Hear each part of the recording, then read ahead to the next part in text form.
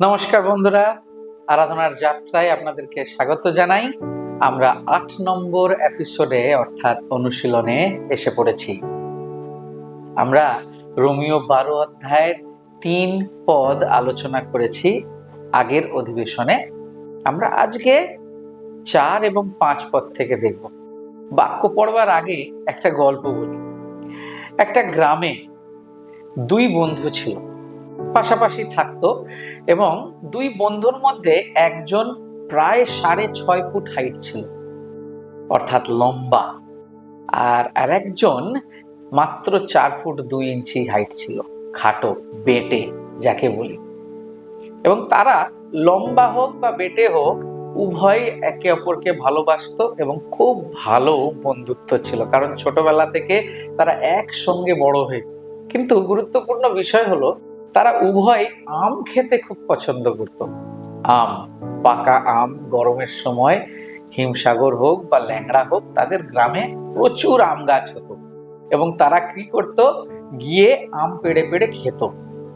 এমন একটা দিন গরমের সময় তাদের আম খাবার ইচ্ছা হলো, তারা আম বাগানে গেল এবং যে বেটে, সে তো আর হাত পাচ্ছে না।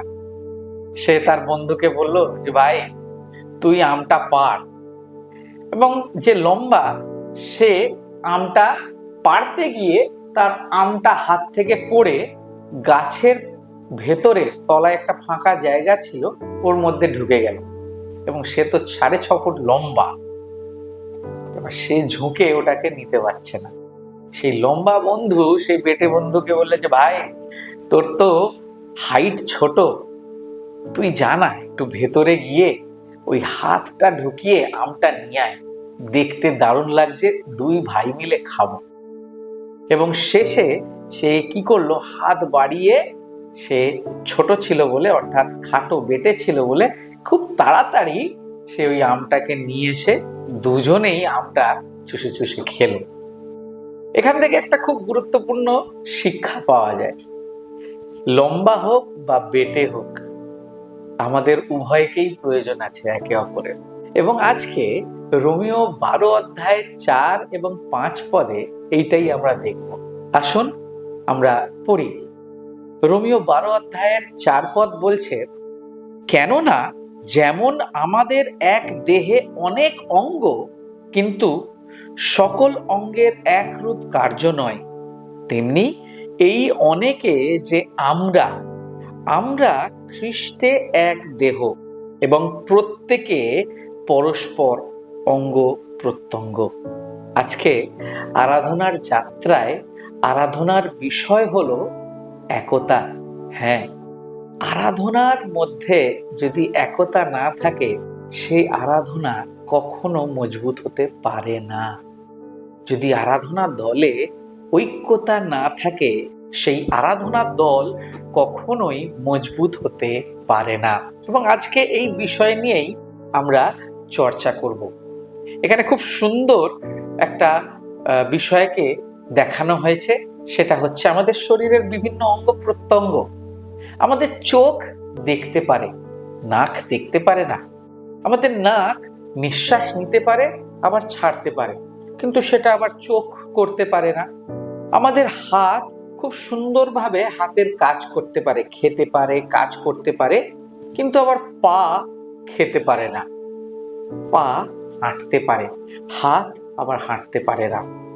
কিন্তু আমরা প্রত্যেকেই এই এক একটা শরীরের অংশ, যা মিলিত হয়ে আমাদের শরীর সম্পূর্ণ হয় বা সম্পূর্ণতায় আসে এবং কার্যকারী হয়। আপনি জানেন, আমাদের শরীরের কোনো অংশ যদি আমাদের শরীরে না থাকে, তাহলে আমাদের শরীরকে পঙ্গু বলা হয়, হ্যান্ডিক্যাপ, অর্থাৎ অকেজো। হয়তো শুনতে খারাপ লাগছে, কিন্তু এটা গভীর সত্য।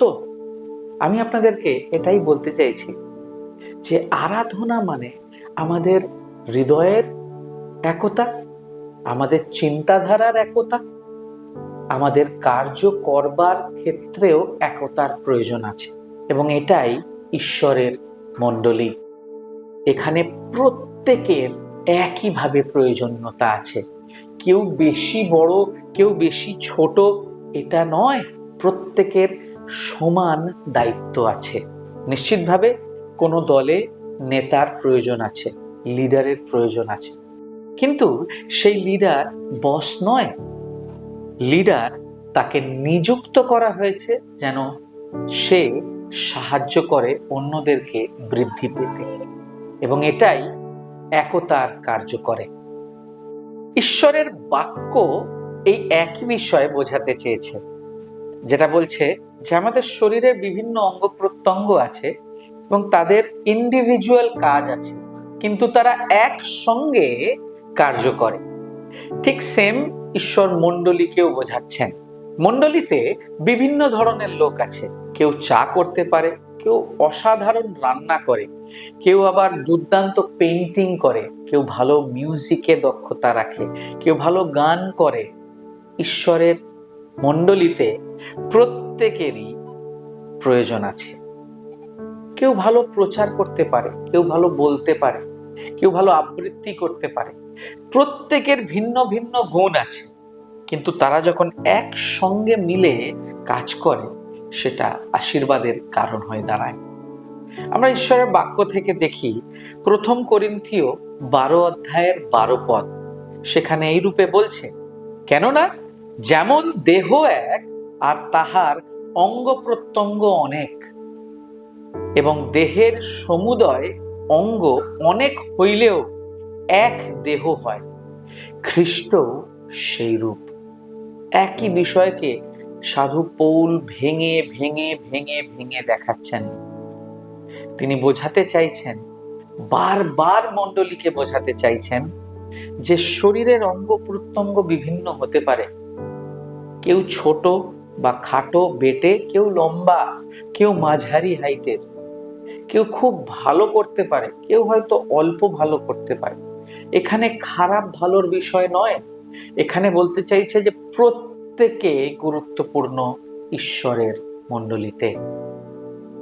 যদি একজনও কম হয়ে যায় তাহলে সেই মণ্ডলীকে হ্যান্ডিক্যাপ বলা হয়, পঙ্গু বলা হয়। চিন্তা করে দেখুন, আমি এবং আপনি কি পঙ্গু? আমি এবং আপনি কি এক হয়ে বিভিন্ন মানুষের সঙ্গে কাজ করতে পারি না? চিন্তার বিষয় আছে আরাধনাকারীরা। এই জায়গাটা একজন আরাধনাকারী হিসাবে খুব খুব প্রয়োজন, যাতে আমরা এক ছাতের নিচে আসতে পারি, ঈশ্বরের অনুগ্রহের অধীনে একসঙ্গে কাজ করতে পারি। আরো একটা জায়গা থেকে যদি দেখি, আরো পরিষ্কারভাবে একতার বিষয়কে ফোকাস করছে। দেখুন, ইফিসীয় 4 অধ্যায়ের 4 থেকে 6 পদ আমি আপনাদের সাথে পড়তে চাই, যেখানে বলছে যে দেহ এক, আত্মা এক, যেমন আবার তোমাদের আহ্বানের একই প্রত্যাশায় তোমরা আহুত হইয়াছ, প্রভু এক, বিশ্বাস এক, বাপ্তিস্ম এক, সকলের ঈশ্বর ও পিতা এক, তিনি সকলের উপরে, সকলের নিকটে ও সকলে অন্তরে আছেন। এখানে এফেসীয় 4 অধ্যায় 3টে খুব গুরুত্বপূর্ণ বিষয় বলছে। 6 পদের শেষে বলছে তিনি সকলের ঊর্ধ্বে, অর্থাৎ উপরে, তিনি সকলের নিকটে, তিনি কাছে আছেন, এবং খুব গুরুত্বপূর্ণ শেষ লাইন বলছে এই পদের যে তিনি সকলের অন্তরে আছেন। কিন্তু এর আগে এক শব্দটা বহুবার এই 3টে পদে ব্যবহার করেছে, এবং আমি আপনাদেরকে যোহন 17 অধ্যায় নিয়ে যেতে চাই, যেখানে যীশু খ্রিস্ট তার শেষ প্রার্থনায় পৃথিবীতে করছেন যেন সমস্ত বিশ্বাসীরা এক হয়। 3 বার 17 অধ্যায়ে যীশু খ্রিস্ট একই প্রার্থনা করেছেন পিতার কাছে। তিনি বলছেন, যেভাবে তুমি এবং আমি পিতা এবং পুত্র এক, ঠিক একইভাবে যেন সমস্ত বিশ্বাসীরা আমার নামে, অর্থাৎ যীশু খ্রিস্টের নামে এক হয়। আরাধনাকারী হিসাবে এই একতার গুরুত্ব খুবই খুবই গুরুত্বপূর্ণ। আরাধনার যাত্রায়, আমাদের জীবনে এই আরাধনার যাত্রায় একতা যদি না থাকে, মি অ্যান্ড মাই সেলফ যদি কাজ করে, আমার রাজ্য, আমার মিনিস্ট্রি, আমার সেবা কার্য, সেখানে কিন্তু আমরা খুব সীমিত হয়ে পড়ব। একজন আরাধনাকারী হিসাবে একতার গুরুত্ব আমাদের বুঝতে হবে। মি অ্যান্ড মাই সেলফ থেকে আমাদেরকে বেরিয়ে আসতে হবে।